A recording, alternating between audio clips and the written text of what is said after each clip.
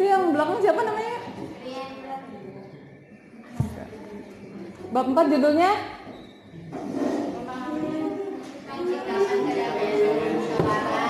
Menciptakan kedamaian dengan musyawarah. Coba di halaman 63. Di situ ada pengertian musyawarah dan demokrasi. Sebelumnya Ibu punya cerita. Suka cerita nggak? Suka. Oke, sekarang cerita tentang teladan untuk bermusyawarah. Coba ditaruh dulu. Ini lagi ngerjain apa? Ya, ditaruh dulu. Jadi ini ada sebuah cerita teladan untuk kita, memotivasi kita untuk melakukan musyawarah. Ceritanya itu tentang pada saat dulu, zaman dulu, pada saat Nabi Muhammad perang Badar. Tahu perang Badar? Tahu. Perang pertama kaum muslimin. Kenapa dinamakan perang Badar? Karena daerah perang itu namanya di Badar. Gitu. Kemudian pada saat itu Rasulullah memberhentikan pasukannya di suatu mata air untuk membangun sumur.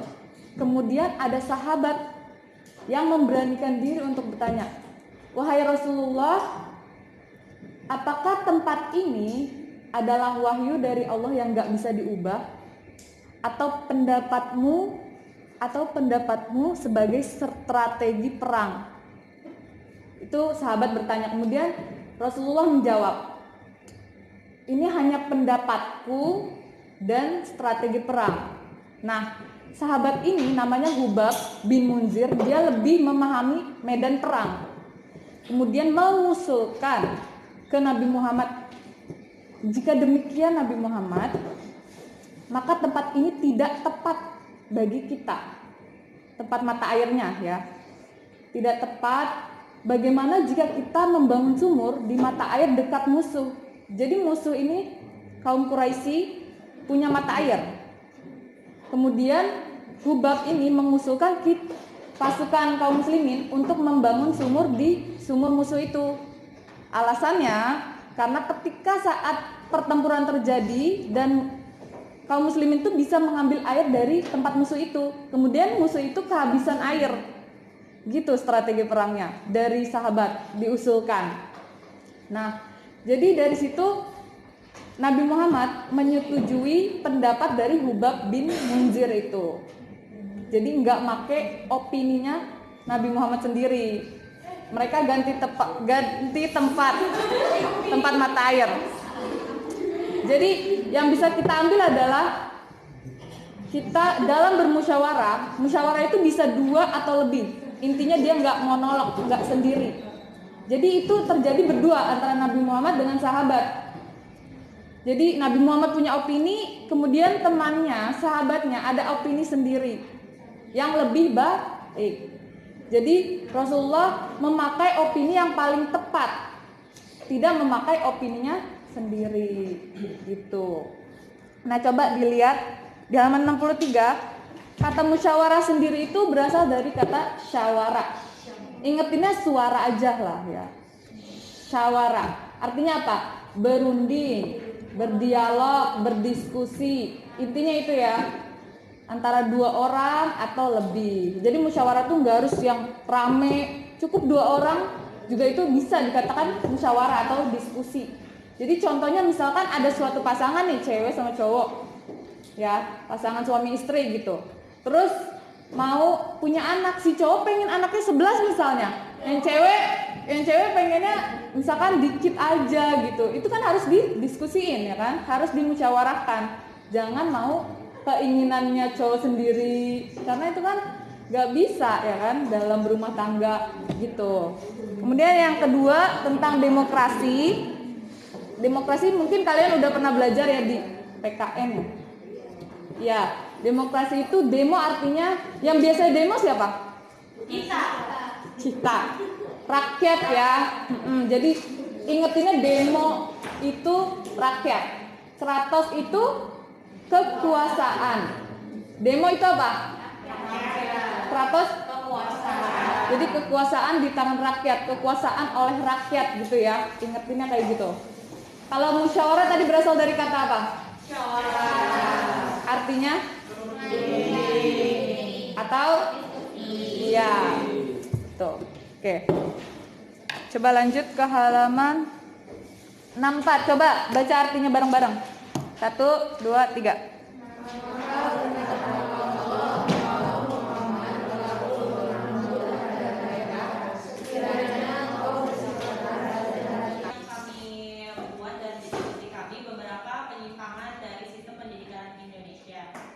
Pertama, sistem pendidikan nasional kita telah diracuni dengan praktek korupsi, kolusi, dan nepotisme. Manipulasi dana yang terjadi ternyata dilakukan oleh orang-orang di lingkungan pendidikan itu sendiri.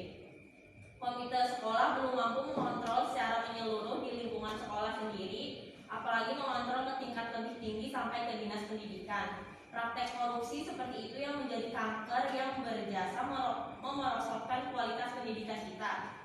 Mungkin gak semua seperti itu, tapi ada beberapa oknum yang nakal yang masih menggunakan dana pendidikan untuk keperluannya sendiri dan menjadikan pendidikan di Indonesia tidak terlihat berkembang. Selanjutnya ada di Indonesia terlalu memfokuskan banyak pelajaran dasar yang pada umumnya tidak semua diminati anak-anak.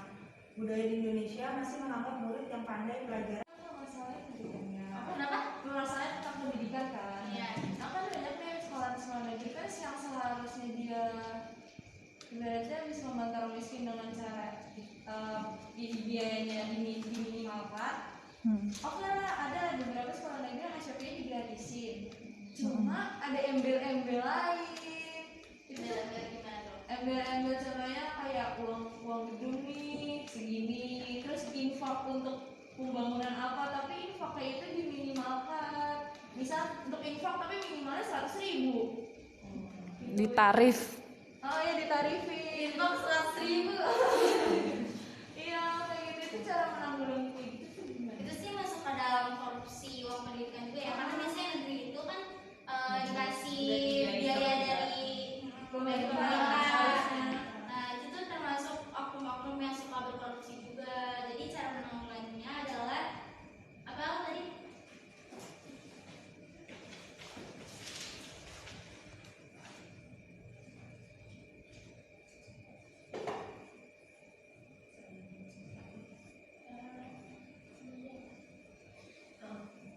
Jadi harus memberikan dana lebih mungkin untuk meningkatkan kualitas sekolah. Jadi guru-guru di situ tuh jadi nggak punya berpikir. Kayak ini pertanyaannya kayak dari pendapat pribadi gitu ya. Apa yang kita inginkan sebelum COVID melanda, sebelum COVID datang kan sebelumnya memang ada ini mau UNBK itu buat dihapusin gitu loh, buat anak-anak putus kelas 6, kelas 9 sama kelas 12.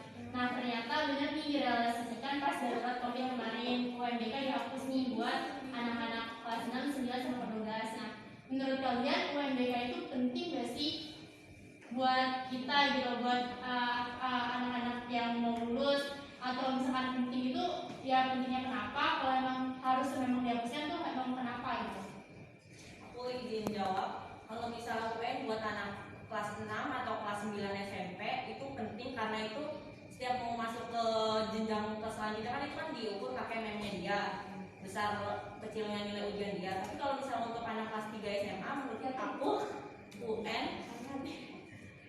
UN itu nggak perlu karena kelas 12 itu banyak banget ujian-ujian, apalagi kalau misalnya masuk ke perguruan tinggi negeri kan nggak pakai nilai NEM, nilainya pakai UTBK, udah ujian UTBK sekolah sama rapot, terus masa mau dibebani sama UN lagi sih? Nggak make sense.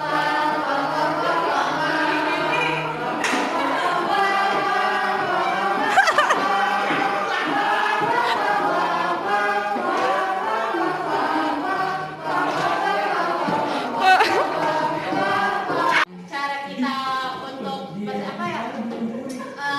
Kita tuh kalau ngasih kayak, jadi tuh pikiran kita tuh terbuka, jadi Iya. kita nggak hanya ngestak gitu aja.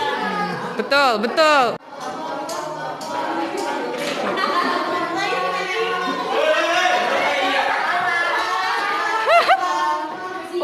Wak, ke samping.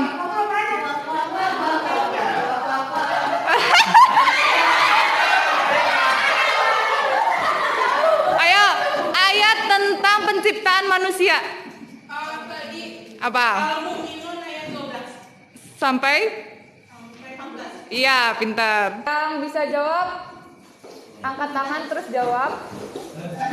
Pertanyaan pertama. Apa Bu? Apa?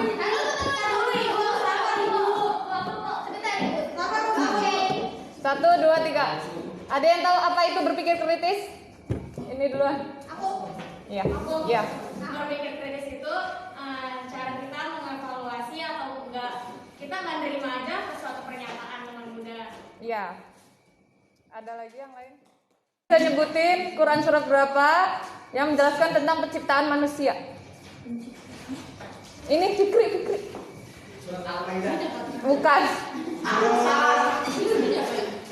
Iya ini. Al-Mu'minun ayat 12 sampai 14. Ya.